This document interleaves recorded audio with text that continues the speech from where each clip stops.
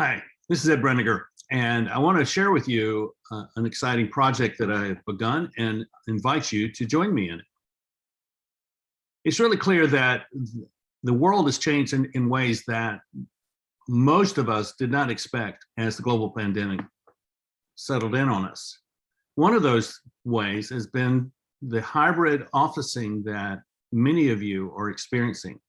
And so you're working from home and you're actually liking it. You don't want to go back to the office because there is some synergy to being able to balance or align your home life with your work life, and having it all take place in the same place is actually a good thing for many people.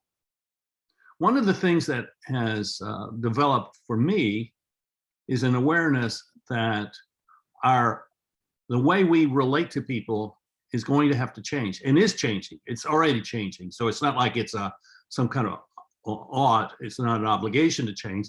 It's actually changing because it's necessary, and we're finding it a good thing to do.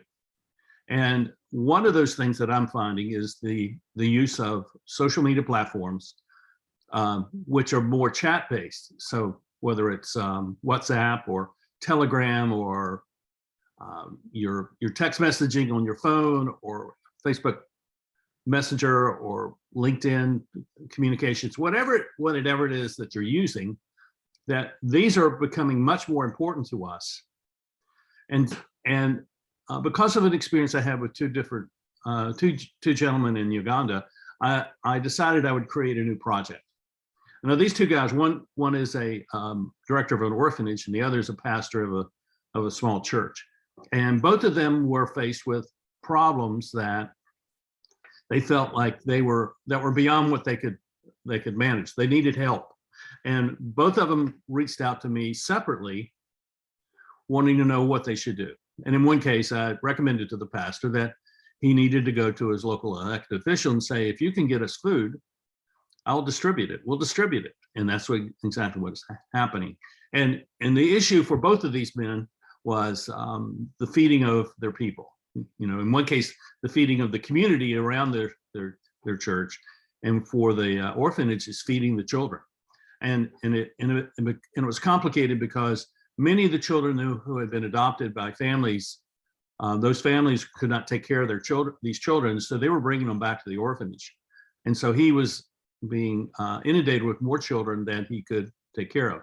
So I decided I would suggested to them that we connect them together into a network of relationships, and that the three of us, we could have conversations about, okay, how do we resolve these different situations that they found themselves in? So their communication with each other is really the key to this. How do they work together to find solutions to the problems that they're both facing? They're living in different communities, but they already knew each other. So it's not like I was introducing them to each other, but they already knew each other. But here now they have a commitment to each other to work together to create a range of solutions that can serve their two different situations. So out of this, I decided I would create the Global Impact Network. And that sounds like a big fancy name, and maybe it is. We'll see what happens. But basically, all it is I'm offering, particularly to people overseas, the opportunity to help them establish networks of relationships. I am not in control of their networks. I am simply facilitating the creation of it, and I'm simply advising them on how they can develop it. These are their networks, and what we want to do is take the people that they are already talking to, already having random interactions with, and creating an understanding, a platform where they have some structure for their communication, and they can then go to their network and say, I have this problem, what should I do? And what I think you probably know, and I know, is that when we begin to talk to people about our problems, what we begin to have are people suggesting, this is where the resources are for solutions. This is an approach. Here's a practice. Here's a model. Here's a methodology for resolving this problem. All of this comes out of conversation, but too much of our conversations are just random, and they're not very intentional. And so what I'm really seeing in the formation of the Global Impact Network is simply to create really intentional places for people to meet together who have common interest and a common situation, so that they can talk and resolve the problems and do strategy for the future, all those sort of things. And my role in that is simply to kind of stand on the outside and listen and offer my thoughts to help strengthen the communication and strengthen the network itself. I don't see myself as the centerpiece of this.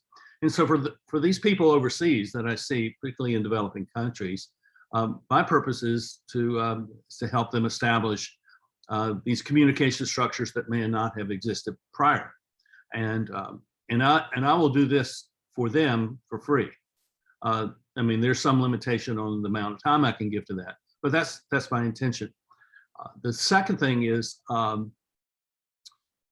I'm glad to do that for people here in Western countries, in the United States and in Europe.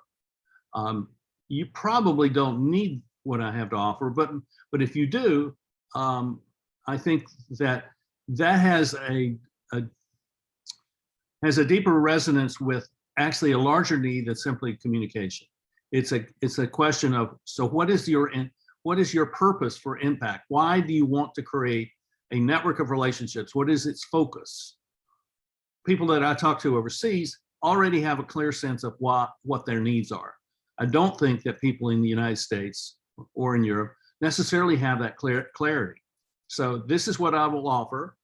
I will, for those in the West, there will be a fee that comes with my helping to establish and facilitate a network of relationships for you. And we'll see where it goes. If you're interested, please reach out to me at ed@edbreniger.com, and let's talk about how we can establish a network of relationship for you so that you can meet the needs and the opportunities and create the impact that truly makes a difference where you are. Thank you very much. Bye-bye.